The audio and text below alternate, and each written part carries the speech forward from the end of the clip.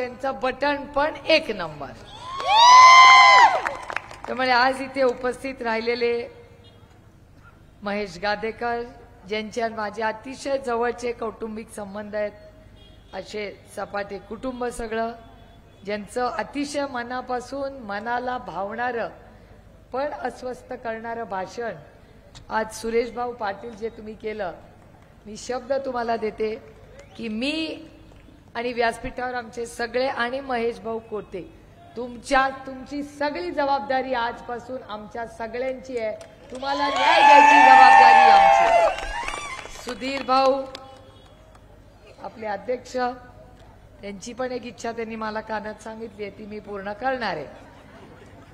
सुरेश अण्णा पाटील, नागेश भाऊ, नाना काळे, मनोहर सपाटे, महेश गादेकर झालं, दशरथ गोपे, रोटे मॅडम, जयंत भाऊ, जनार्दन कारंपुरे, ही सगळी आपल्या श्री आवजे, ही सगळी आदरणीय पवार साहेबांवर प्रचंड प्रेम करणारी, हे सगळे व्यासपीठावर बसलेत ना, ती साहेबांची हक्काची लोक आहेत बसलेली. आणि सोलापूर चण आमच्या कुटुंबाचा अतिशय महेशभाऊ प्रेमाचं नातं राहिलेलं. आदरणीय पवार साहेब जेव्हा पहिल्यांदा या राज्याचे मुख्यमंत्री झाले ना, तेव्हा ते कुणाचा आशीर्वाद होता, तो तुमचा आशीर्वाद होता. आणि सोलापूरच्या मायबाप जनतेचं ते पालकमंत्री होते, तेव्हा ते राज्याचे मुख्यमंत्री झाले. आणि पहिल्यांदा जेव्हा ते मुख्यमंत्री म्हणून 40 वर्षापूर्वी ह्या आपल्या सोलापूरमध्ये आले, या मायबाप सोलापूरच्या जनतेने फुलांच्या पाकळ्या घातल्या होत्या, त्याच्यावरनं पवार साहेबांची गाडी घेतली होती, हे आई मला सांगते माझी. त्यामुळे फार जुने आणि प्रेमाचे ऋणानुबंध आहे. सोलापूरची आणखीन एक महत्वाची ओळख की आपलाही हक्काचा एक मुख्यमंत्री इथे, ज्याचं खूप मोठं योगदान आहे महाराष्ट्राच्या उभारणीमध्ये, ते म्हणजे आपल्या सगळ्यांचे सुशीलकुमार शिंदे साहेब. शिंदे साहेबांना आणि काँग्रेस पक्षाचे मी मनपूर्वक आभार मानते की ज्याचा उल्लेख तुम्ही भाषणामध्ये केला की काल रेवंत रेड्डी इथे येऊन गेले. रेवंत रेड्डींचे आणि माझे जे आज तेलंगणाचे मुख्यमंत्री आहेत, अतिशय कौटुंबिक संबंध आहे. आम्ही दोघं एकत्र खासदार झालो. कौटुंबिक संबंध, मैत्री, एक हक्काचा भाऊ काँग्रेसमधला माझा म्हणजे रेवंत रेड्डी. आणि मी जाहीरपणे काँग्रेस पक्षाचे आणि शिंदे साहेबांचे मनपूर्वक आभार मानते की काल त्यांनी जो आपल्या पक्षाचा मान सन्मान केला, त्याबद्दलही त्यांचेही मी मनपूर्वक आभार मानते. आणि हे इलेक्शन आपले शिवसेनेचे बंधू कुठे सगळे आहेत, हा घातले आहेत इथे, आपलेही उद्धव ठाकरेजी, सोनियाजी आणि आदरणीय पवार साहेब या सगळ्यांनी एका विचाराने महाराष्ट्रासाठी आपण एक मूठ बांधली, ज्याला आपण प्रेमाने महाविकास आघाडी म्हणतो. आपल्याला महाविकास आघाडीची सत्ता आणायची आहे, परिवर्तन घडवायचं या राज्यात. आणि ह्याच्यासाठी तुम्हाला तुतारी वाजवणारा माणूस याच्या शेजारचं बटन दाबायचंय, ही विनम्र विनंती मी आज खरं तर करायला आली. आज काय परिस्थिती आहे राज्यात, मोठ्या संख्येने आमच्या महिला भगिनी इथे बसल्यात. महिला मला कुठेही भेटल्या की एकच गोष्ट सांगतात, त्या काही करा, महागाई कमी करावं. ते बघा हात मान हलवत आहेत महिला. महागाई झाली आहे की नाही? एका हाताने तुम्हाला 1500 रुपये दिले आणि दुसऱ्या हाताने 2200 रुपये तेलाच्या डब्याचे केले की नाही मला सांग.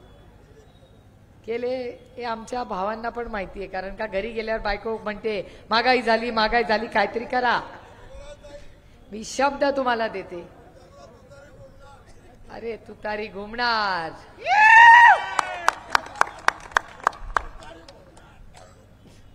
मला एका गोष्टीचा आनंद वाटतो की तुतारीवर एक विश्वास आहे. मी नेहमी सगळ्यांना सांगते, एखाद्या वेळेस प्रेम कमी झालं तरी चालेल, पण विश्वास कमी होता नाही. मी तुम्हाला शब्द तुमची बहीण म्हणून देते की 5 वर्ष, एक नाही 5 सलग वर्ष उद्धवजी, आदरणीय पवार साहेब आणि सोनियाजींनी आपल्याला शब्द दिलाय की महाविकास आघाडीचं सरकार आल्यावर तुमच्या ज्या मूलभूत गरजा, ज्या सुविधा आहेत, मग मीठ असेल, साखर असेल, तेल असेल, तांदूळ असेल, पीठ असेल, या सगळ्या गोष्टी 5 वर्ष आपलं सत्ता आहे तोपर्यंत त्यांची किंमत स्थिर ठेवायची जबाबदारी ही महाविकास आघाडीची असेल. आम्ही महागाई वाढू देणार नाही. आणखीन एक महत्वाची गोष्ट की बेरोजगारी, मी हे रेकॉर्ड करून ठेवा माझं भाषण. आम्ही या राज्यात प्रत्येक कष्ट करणाऱ्या मुलाला हक्काची नोकरी मुलाला आणि मुलीला मिळवून देण्यासाठी कष्टांची पराकाष्ठा करू. आज इथे पोलीस आहेत का? असतील ना. इथे जेवढे जेवढे पोलीस आहेत इथे दिसत आहेत त्या, आणि त्या महिला पोलिसांना विचारून बघा त्यांची भरती ही कुणाच्या काळात झाली. ही सगळी पोलिसांची सगळ्यात मोठी या राज्यातली भरती कोणी केली असेल तर माझे बंधू कैलासवासी आपलं आर आबांनी केली आहे. विचारून बघा त्यांना कुणाच्या काळात त्यांना नोकऱ्या. बघा मान डवलत आहेत. आर आबा की दे नाही असं. हे तुमचं कर्तृत्व होतं. तुमचं कर्तृत्व आणि तुमच्या हक्काचा मंत्री आर आबा. मला आर आबाची नेहमी आज संघर्षाच्या काळात आठवते. शून्यातून विश्व उभं केलं. मी शब्द तुम्हाला देते की राज्य आल्यानंतर पोलिसांचा तर मान सन्मान आहेच. मला प्रॉब्लेम पोलिसांचा नाहीये, प्रॉब्लेम त्या मंत्र्याचा आहे. तिथे ते देवा भाऊमुळे प्रॉब्लेम आहे. बंदूक हे यांच्या असायला पाहिजे. आमचा देवा भाऊ बंदूक घेऊन फिरतो सगळीकडे. आपल्याला हे बदलायचंय. आज पोलिसांचा मान सन्मान करू, पण आज हजारो पोलिसांच्या जागा रिक्त आहेत. त्याच्यामुळे आमचे सगळे पोलिसांना डबल काम झालेले.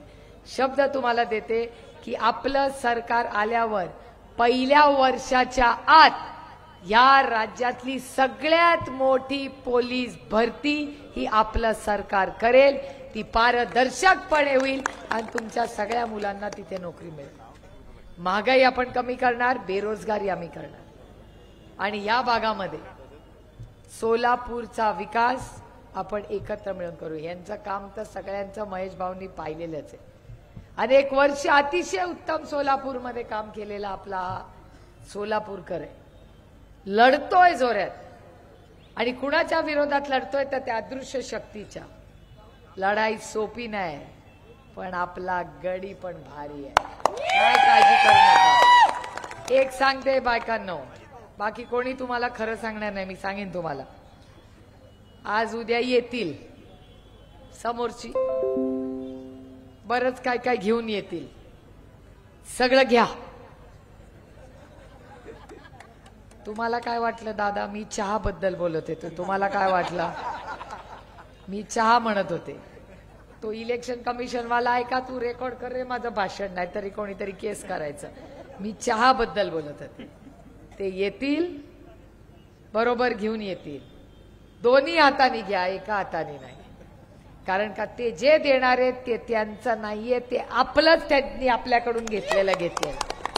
अधिकार तुमचा त्याच्यावर आहे. हे 50 खोक्याचं सरकार आहे. अहो 2000 कोटी रुपये घेऊन आपलं सरकार पाडलं.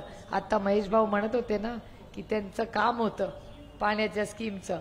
पवार साहेबांनी सेक्रेटरी बोलवलं, लगेच काम झालं. महेश भाऊ एक सांगते, कोणीही स्वतःच्या खिशातून ते पैसे दिले नाही.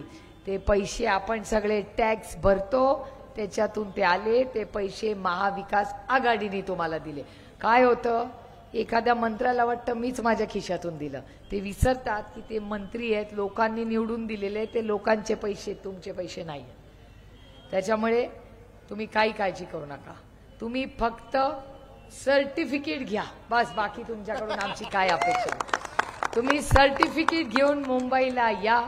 तुमच्या मतदारसंघाचा चेहरा मोहरा बदलायची जबाबदारी ही आमची असेल. हा शब्द मी तुम्हाला आज देतो. आज पुढचे आता 5 तास आणि 1.5 दिवस पोरांनो 1.5 दिवस झोपायचं नाही. डोळ्यात तेल टाकून बसायचं. रात्र वैर्याची आहे. पकडला व्हिडिओ काढला का? मग डायरेक्ट इलेक्शन कमिशन आणि मला द्या, मी ट्विट करून टाकते. मला पाठवून द्या. कारण का तो पक्ष सुरेश भाऊ बच गए. तो पक्ष कॉपी करून पास होणाऱ्या लोकांचा. ते आमचे देवाभाऊ काय म्हणतात, आता तसलं नाही बाई बोलत, ते तुम्हाला पुरुषांना सोचत. मी कुठलं बोला, सोलापूर रेडीमेड कपड्यासाठी, सोलापूर रेडीमेड कपडा शिलाई जिल्हा परिषद काम, काय बोलताय खरं? मला चिठ्ठी आली आहे, चिठ्ठी वाचते. पत्रकारांना दाखवणार असाल तर पुरं दाखवा. सोलापूर रेडीमेड कपडा शिलाई जिल्हा परिषदेचे काम गुजरातला दिलंय अशी मला चिठ्ठी आली आहे. खरंय का? तुम्ही करता? कुठे गेलं काम? कसं काय सांग बेटा. तुझं नाव काय दादा? तुझं नाव काय दादा? श्रीनिवास. हा हा, मग काय झालं बाबा, मला समजून सांग. एक मिनिट थांब. माईक कुठे गेला तो? एक मिनिट थांब. हॅलो हॅलो,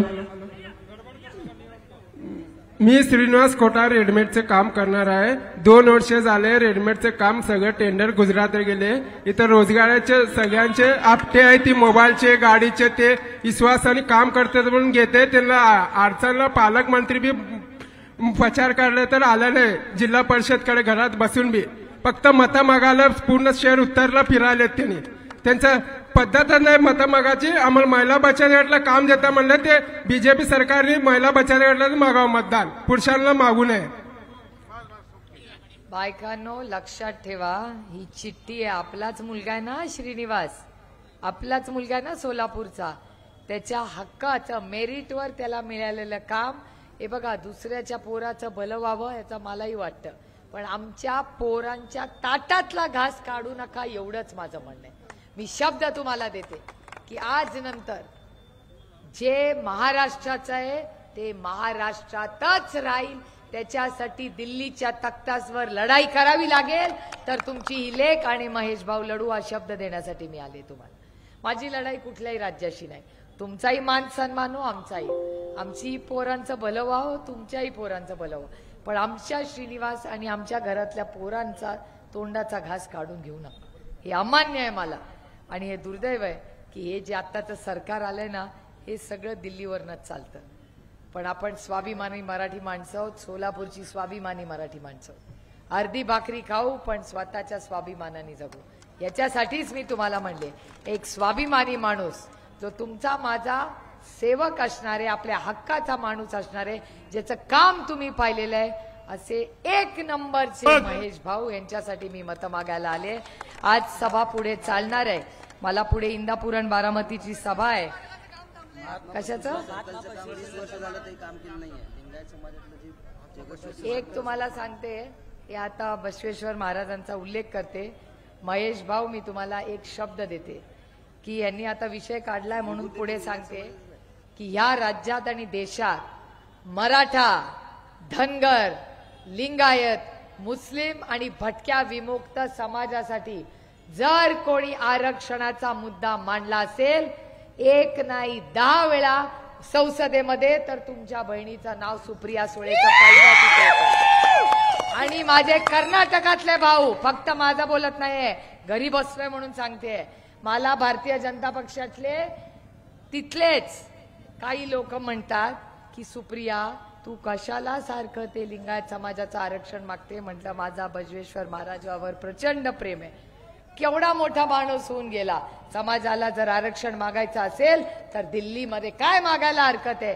त्यांच्या सगळ्या कर्नाटकाच्या सर्कलमध्ये फिरते की अरे पोरांनो तुम्हाला निवडून पाठवलंय, ती मुलगी मुंबई महाराष्ट्रातली मागते आरक्षण लिंगायतांना, तुम्हाला काय दाढ भरली आहे. हे मी म्हणत नाहीये, भारतीय जनता पक्षाचे नेते म्हणतात. हे माझं नाहीये, भाषण पूर्ण दाखवा.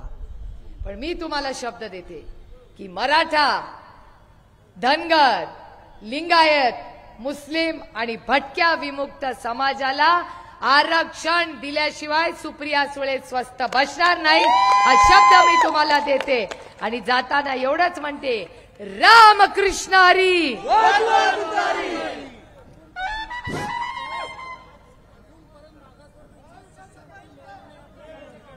मागासवर्गीय समाजाची शिष्यवृत्ती आपलं सरकार आल्यावर आपण लगेच सुरू करणार. माझं भाषण रेकॉर्ड करून ठेवा रे. रामकृष्णारी वाजवा तुतारी, रामकृष्णारी वाजवा तुतारी. धन्यवाद ताई.